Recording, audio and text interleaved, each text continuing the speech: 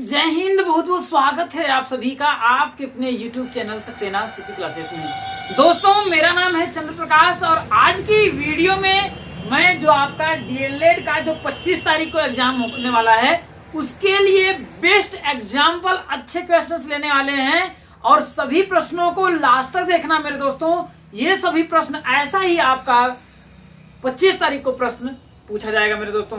तो आइए ज्यादा देर करते हुए हम लोग दोस्तों शुरुआत करते हैं।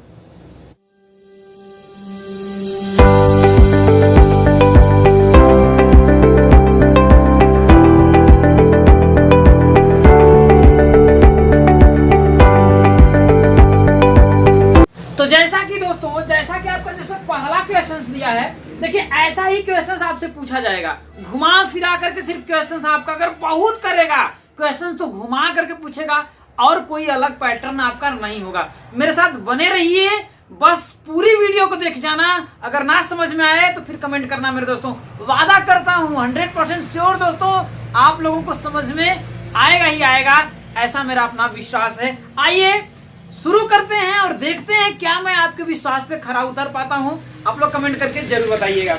चलिए, जैसा कि दोस्तों आपका जो पहला क्वेश्चन दिया, देखिए कि एक न्याय पंचायत में 3x+2 ग्राम सभाएं हैं। एक न्याय पंचायत में इसने बोला कि 3x+2 ग्राम सभाएं हैं। हम हिंदी में अगर बोलें कि एक न्याय पंचायत है उसमें हम सीधे बोल दें कि 5 ग्राम सभाएं हैं। कोई दिक्कत है? 3x+2 ग्राम सभाएं हैं। यदि प्रत्येक ग्राम सभा में x² + 3x+6 मतदाता है, यदि प्रत्येक ग्राम सभा में कह रहा है कि x² + 3x+6 मतदाता है, यदि x = 2 हो तो कुल मतदाताओं की संख्या। देखिए सबसे पहले मैं इसको समझाता हूं। अगर मैं इसे हिंदी में नॉर्मल वे में अगर करूं तो आप बहुत आसानी से निकाल लेंगे। एक ग्राम पंचायत में मान लेते हैं 5 ग्राम सभाएं हैं और प्रत्येक ग्राम सभा में मान लेता हूं मैं 11 मतदाता हैं। क्या है? 11 मतदाता हैं। प्रत्येक ग्राम सभा में 11 मतदाता हैं तो कुल मतदाताओं की संख्या। तो भैया आप बोलेंगे कि 5 में 11 का हम क्या कर देंगे? गुणा कर देंगे और कुल मतदाताओं की संख्या हो जाएगा। यही बात है। तो इसमें भी कुछ नहीं करना है। टोटल ग्राम सभाएं कितनी? 3x+2।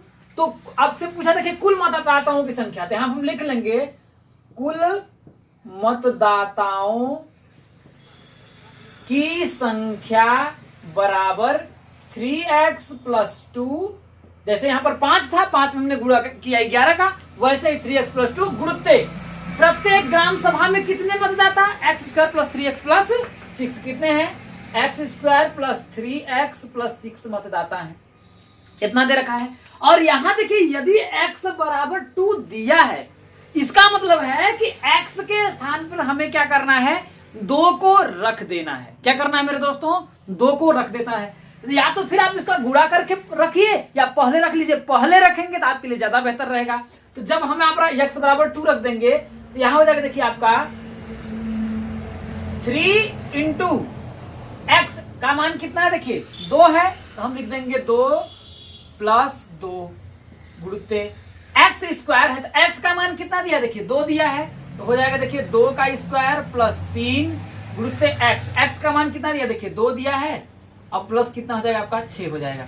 अब इसको अगर हम सॉल्व करें तो 3 दूना के 6 हो जाएगा। देखिए 6 + 2 गुणित 2 का स्क्वायर करेंगे तो आपका हो जाएगा 4 + 2 दूना के 4 + 6 हो जाएगा। अब जोड़ लीजिए तो 6 2 कितना हो जाएगा आपका? 8 गुणित हो जाएगा 6 4 10 4 14 हो जाएगा 14। ठीक है, अब इसका गुणा कर लीजिए 14 8 तो कितना हो जाएगा? देखिए 8 से 32 के 2 8 कम 8 और 3 कितना हो जाएगा? 11।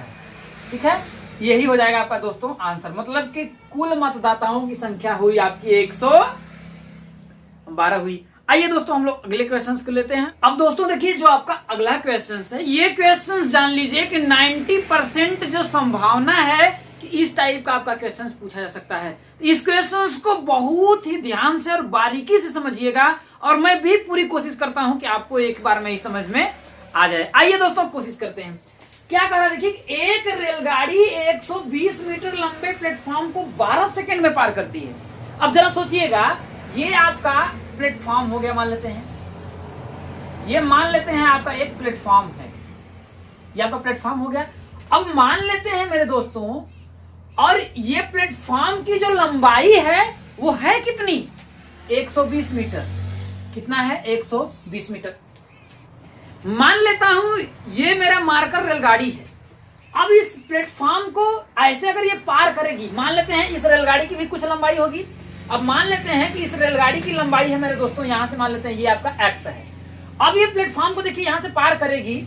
अब देखिए ऐसे चलेगी तो ये ऐसे मान लेते हैं ऐसे करेगी। इस प्लेटफॉर्म को पूरा अगर ये पार करेगी पूरा, देखिए मतलब कि ये ट्रेन ऐसी ही लंबी होती है ट्रेन। तो अब ये देखिए मान लेते हैं अगर ये ऐसे पार करती है, यहाँ समझने की कोशिश करिएगा, ऐसे आ रही है आपका, ऐसे ऐसे ऐसे करके ये इस प्लेटफॉर्म को पूरा पार कर रही है। ठीक है, अगर पार करी तो सोचिए ट्रेन कहां तक आई? यहां तक आई। पूरी दूरी कितना तय किया? यहां तक, तो 120 मीटर। और ये ट्रेन की लंबाई मान लेते हैं दोस्तों, ट्रेन की लंबाई x है। तो वास्तव में उस प्लेटफॉर्म को तय करने में वो टोटल कितनी दूरी चली? 120 ये और x ये होगा। ये बात समझ में आई आपको कि तो अब प्लेटफॉर्म को तय करने में 12 सेकंड का समय लेती है। एक खंभा है, अब जरा सोचिएगा ये आपका खंभा ऐसे सीधा खड़ा है। अब अगर इस खंभे को इसे पार करेगी, ये तो सिर्फ अपनी लंबाई के बराबर ही पार करेगी। पूरी जो इसकी लंबाई होगी, अब लंबाई मैंने माना x, तो x ही दूरी तय करेगी। करेगी नहीं करेगी? मतलब कि अपनी लंबाई के बराबर ही वो क्या करेगी? दूरी तय करेगी। किसको? एक प्लेटफॉर्म को पार करने में। बात समझ में आया? तो यहां से हम लोग सिंपल तरीके से हम लोग जानते हैं कि पूछ रहा रेलगाड़ी की, क्या पूछ रहा? देखिए रेलगाड़ी की लंबाई तथा चाल ज्ञात करिए। तो दोस्तों हम जानते हैं कि फॉर्मूला होता है चाल बराबर दूरी बटा के समय। क्या होता है दोस्तों कि हम जानते हैं क्या जानते हैं दोस्तों कि चाल बराबर होता है आपका दूरी बटा के क्या होता है? आपका समय होता है। तो रेलगाड़ी जब एक प्लेटफॉर्म को पार करेगी तो उसकी चाल आपसे पता नहीं है, तो भैया चाल को चाल ही रहने दीजिए। तो चाल बराबर दूरी अब टोटल समझिए कि जब प्लेटफॉर्म को ये पार की तो कितना? 120। और मान लेते हैं दोस्तों रेलगाड़ी की लंबाई पूछा है, तो यहां पर हम लिखेंगे कि माना रेलगाड़ी की लंबाई बराबर x। कितना है मेरे दोस्तों? x है तथा चाल जो है दोस्तों, तथा x मीटर मान लेते हैं, तथा चाल जो है आपका दोस्तों मान लेते हैं y किमी प्रति घंटा है। कितना है? माना रेलगाड़ी की लंबाई x मीटर तथा चाल y किलोमीटर प्रति घंटा है। अब दोस्तों जब चाल आपका दिया, मैंने मान लिया यहाँ पर y दिया है, y दे दिया। अब जब एक प्लेटफॉर्म को जब वो पार करेगी तो टोटल कितनी दूरी तय करेगी? 120। अभी मैंने समझाया कि जब ये पार करेगी तो ये तो पूरा, अगर ऐसे मान लेते हैं ये पार करती है तो 120, तो ये तो भाई पार करेगी तो सिंपल बात 120 तो ये होगा। लेकिन इसके बाद अपनी दूरी भी तो यहाँ टोटल अगर पार करने में ये यहाँ आ गई ना, तो इसकी भी कुछ लंबाई हुई, और लंबाई क्या है आपका? x है। तो हो जाएगा टोटल 120 प्लस x बटा की समय कितना लिए भैया? 12 सेकेंड। कितना लिया है आपका? देखिए 12 सेकेंड इसने समय लिया है। अब इसको आप सॉल्व कर लीजिए। तो 12 का y में गुणा करेंगे तो हो जाएगा, देखिए 12y बराबर 120 प्लस x। इसको समीकरण नंबर आप 1 मान लीजिए। दूसरे कंडीशन में कह रहा है कि जब वो एक खंभा को पार कर रही है तो इतना सेकंड का समय ले रही है, तो चाल तो समान ही रही होगी। तो अब दूसरी इस कंडीशन में दोस्तों, या फिर हम इसको यही पर इसको यही पर आने दी, इसको समीकरण नंबर 1 मान लीजिए। समीकरण 1 में अब द्वितीय शर्त यहां पर लिख लेते हैं, द्वितीय शर्तानुसार। द्वितीय शर्तानुसार क्या है? तो रेलगाड़ी की चाल तो समान है, तो हो जाएगा देखिए y बराबर टोटल उसने, अब एक अगर रेलगाड़ी है खंभे को पार करेगी, खंभा तो ऐसे होता है, बहुत लंबा नहीं होता है। अब जब ऐसे मान लेते हैं खंभा इसको पार करेगी ये ट्रेन, तो अपनी लंबाई के बराबर ही तो दूरी तय करेगी। तो दूरी क्या हो जाएगा? हमने माना है कि उसका क्या है? x हो जाएगा। तो x बटा के क्या हो जाएगा आपका? देखिए समय कितना ले रही है? देखिए इतना सेकंड ले रही है। तो 5 सही 2 बटा के 5, तो 2 सही 2 बटा के 5 इतना ले रही है। तो इसका हम करेंगे तो 2 दूना के 4, सॉरी 5 दूना के 10, 2 12 बटा के 5 कर सकते हैं। 12 बटा के 5 सेकंड ले रही थी। ये अब जानते हैं कि ये आपका ऊपर चला जाएगा। जब इसको सॉल्व करेंगे तो आपका आएगा, देखिए y बराबर 5x बटा कितना हो जाएगा आपका? 12 हो जाएगा। इसको समीकरण नंबर आप क्या मान लीजिए? 2 मान लीजिए। अब इस y का मान 5x बटा 12 क्या कर दीजिए? समीकरण 1 में रख दीजिए। y का मान 5x बटा 12 किस में रख दीजिए? समीकरण नंबर 1 में रख दीजिए। तो हम यहाँ पर लिख देते हैं दोस्तों को y का मान, मतलब समीकरण 2 का मान, समीकरण 2 से, ये चल नहीं रहा है सही से, y का मान समीकरण 1 में रखने पर। जब समीकरण 1 में रखेंगे तो y बराबर है कितना, 5x बटा के 12, तो y की इसके जगह पे रख देंगे, आपका हो जाएगा देखिए 5x बटा के 12 बराबर, इधर हो जाएगा देखिए 120 प्लस x बटा कितना हो जाएगा आपका 12। अब देखिए इतना आया, तो आपका देखिए ये 12 जो है आपस में कट जाएगा, कट जाएगा कि नहीं कट जाएगा, आपको ये नहीं समझ में आ रहा है, देखिए हम इसको आपको दिखा दे रहे हैं। जब इसका इसमें गुणा करेंगे तो हो जाएगा देखिए 5x गुणते 12 होगा, अब बराबर मतलब इसका इसमें गुणा होगा, क्रॉस मल्टीप्लाई करेंगे तो इधर हो जाएगा देखिए आपका 12, यहाँ हो जाएगा देखिए 120 प्लस x।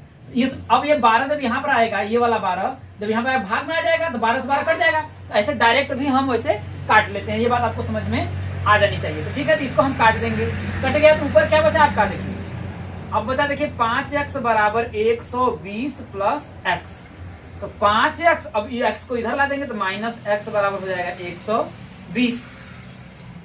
अब 5x में से x घटाएंगे तो आपका हो जाएगा देखिए 4x बराबर 120, x बराबर हो जाएगा देखिए 120 बटा के 4, तो x बराबर हो जाएगा 30 मीटर। x क्या था आपका, रेलगाड़ी की लंबाई थी, लेकिन आपसे पूछा है चाल, क्या पूछा आपका देखिए चाल पूछा है।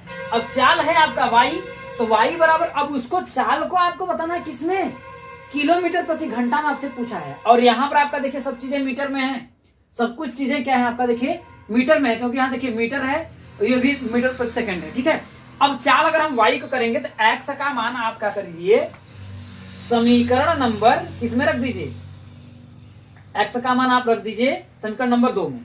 ठीक है, किसी में रख दीजिए, आपका मान आ जाएगा देखिए x का मान समीकरण 2 में रखने पर। जब x का मान आप समीकरण 2 में रखेंगे तो आपका है क्या देखिए, y बराबर आपका दिया देखिए 5x बटा कितना है आपका 12, ये है आपका देखिए मीटर प्रति सेकेंड में है।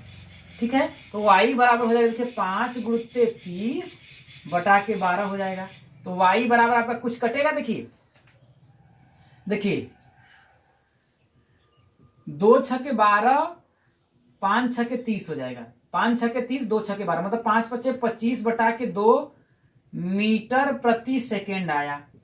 अब देखिए इसको अब किलोमीटर प्रति घंटा में आपको बदलना है, तो जब किलोमीटर प्रति घंटा में आपको जब बदलेंगे तो इसमें आपको क्या करना है, देखिए हम जानते हैं कि 1000 मीटर बराबर 1 किलोमीटर होता है, 1 किलोमीटर होता है, तो 1 मीटर बराबर कितना हो जाएगा, 1 बटा के 1000 किलोमीटर, होगा कि नहीं होगा, होगा। इस मीटर को जब किलोमीटर में आप बदलेंगे तो क्या होगा आपका 1000 हो जाएगा, तो जब इसमें हो जाएगा देखिए y बराबर 25 बटा के 2, जब मीटर को बदलेंगे तो आपका हो जाएगा देखिए 1 बटा के 1000 किलोमीटर, लेकिन ये सेकेंड है। अब सेकेंड को जब हम जानते हैं कि 3600 सेकेंड में आपका होता है एक घंटा, तो 1 सेकेंड में आपका कितना होगा, 1 सेकेंड बराबर 1 बटा के 3600, तो ये भी आ जाएगा पूरा 1 बटा के 3600, इतना किलोमीटर प्रति क्या हो जाएगा आपका घंटा हो जाएगा, घंटा हो जाएगा। अब इसको करेंगे तो ये देखिए आपका ये ऊपर चला जाएगा, ये अंदर का अंदर गुणा हो जाएगा, मतलब कि y बराबर हो जाएगा आपका देखिए 25 बटा के 2 गुणित 3600 बटा के 1000, ये 2 से आपका 200 में कट गया, मतलब 18 बटा के 5 आया। अब देखिए y बराबर आप करेंगे तो देखिए हो जाएगा आपका देखिए 25 बटा के 2 गुणित 18 बटा के 5, 5 पचे 25, 2 9 18, 9 पचे 45, तो y बराबर हो जाएगा, ट्रेन की जो स्पीड थी 45 किलोमीटर प्रति घंटा थी। आपको बात अगर यहाँ पर नहीं समझ में आ रही, देखिए एक चीज मैं आपको और कंफर्म कर देता हूं, अगर ये नहीं समझ में आ रहा, कोई दिक्कत नहीं है, तो आप लोगों को एक तरीका मैं बताता हूं। कोई भी चीज अगर आपका मीटर प्रति सेकेंड में है, किसमें, मीटर प्रति अगर सेकेंड में है, अगर उसको किलोमीटर प्रति घंटा में हम गुणा अगर चेंज करते हैं तो 18/5 का आपको क्या कर दीजिए, गुणा कर दीजिए, और यहां लिख दीजिए किमी प्रति घंटा हो जाता है। कैसे हो जाता है, अगर इसको चेंज करेंगे तो वही 18/5 ही आया है, इसको काट देखिए 5 पचे 25 और 2 9 18, तो हो जाएगा y बराबर 9 पचे 45 किलोमीटर प्रति घंटा, और यही हो जाएगा रेलगाड़ी की चाल दोस्तों। तो उम्मीद करता हूं आप लोगों को समझ में आया होगा। आइए हम लोग अगले क्वेश्चन को लेते हैं। अगला जो आपका क्वेश्चन है दोस्तों, देखिए बहुत बढ़िया क्वेश्चन है और इंपॉर्टेंट क्वेश्चन है। देखिए ऐसा एक आपका गुणनखंड जरूर पूछा जाएगा, इस बात का आप बहुत अच्छी तरह से ध्यान रखिएगा। कह रहा देखिए कि 3x² + 7x + 4 का गुणनखंड कीजिए, आपसे इसको गुणनखंड करने के लिए कह रहा है। तो मैंने आपको बताया था मेरे दोस्तों कि यदि कोई है ax² + bx + c के फॉर्म में है, इस फॉर्म में है, तो x² का गुणांक और अचर पद का आपस में हम क्या करते हैं, गुणा करते हैं। क्या करते हैं, तो 3 का हम 4 में सबसे पहले गुणा करेंगे। किसका करेंगे, 3 का 4 में गुणा करेंगे, तो 4 3 कितना हो जाएगा आपका, 12 हो जाएगा। 12 होगा। अब 12 का हम क्या करते हैं, अभाज्य गुणनखंड कर लेते हैं। आपका हो जाएगा देखिए 2 × 2 × 3 हो जाएगा।